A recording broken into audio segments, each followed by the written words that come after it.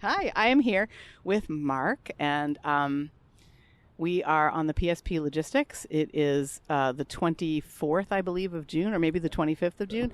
It better not be the 25th because that's my husband's birthday. So hopefully it's only the 24th.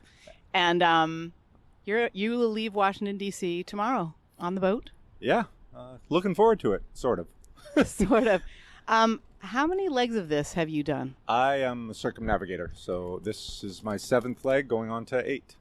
Wow. That's a lot of legs. It is, especially for someone that never sailed before we got on the boat. So. And you never sailed before? Nope. So what inspired this? Like, why are you here? So I had finished off a bucket list. I was coming back from Antarctica, so I had a bucket list since I was 10 years old to step on all 7 continents. And one of the guys that just happened to be traveling said, "What next?" And I thought it was a very good question. And he said, "Oh, you should look into this clipper race." Bad idea. I did, and here we are, about 4 years later. What's life like at home for you? So I used to travel a lot for work. So I've bounced around mostly North America, but I've worked around the world. And so this was I'd been early retired with COVID, and so I was able to look into it seriously. And so it's cool.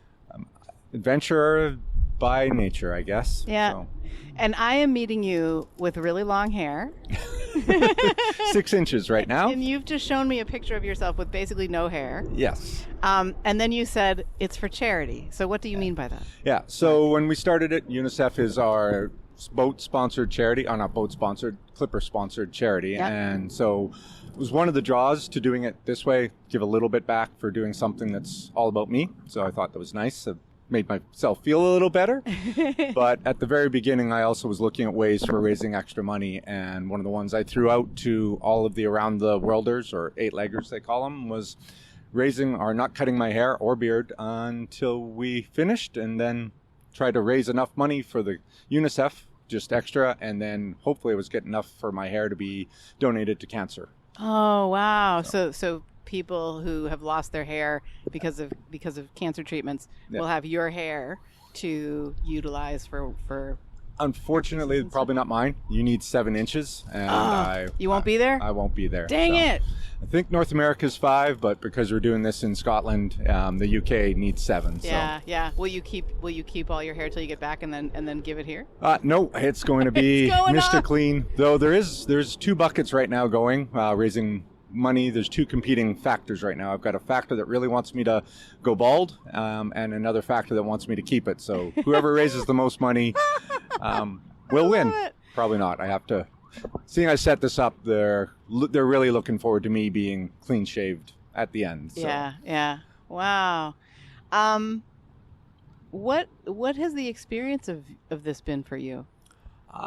It's been just eye-opening. I didn't really honestly know what I was getting myself into. Again, never sailing before, it's when you think it's a great adventure, and it has been. The social side of it's been way harder than I expected. 20 individual, high-performing individuals, typically all in a very, very small space, very strong personalities, and it's the social side's harder than the sailing side. Sailing side's been great to learn, and then not being being more introverted and needing my space, it's been tough and challenging to find that on the boat. Yeah, there's no privacy on the boat. No. None. Well, you can go up to the bow and get splashed badly if it's bad conditions, but you're usually left alone up there. Yeah. They don't. No, not many of the extroverts go that way because they can all be together back here. Oh, well, yeah, but unless there's a lot of fun going on up there, changing sails, then some of the crazier people head up that way. Yeah. Do you feel, so you're, other than Andrew Moss, you're the first circumnavigator that I've had the opportunity to speak with, and I'm super curious if you feel like, is there anything different for you now or anything, than at the beginning, I guess? At the beginning, actually, I met Andrew in the first level of training.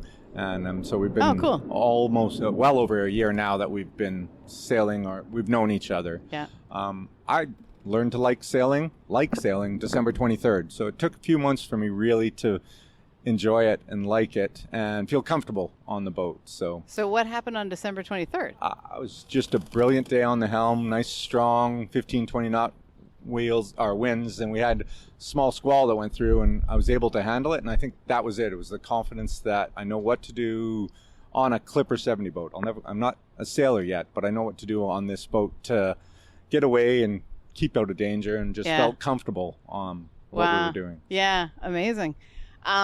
Is there anything that you would care to share that is kind of present for you, like right now?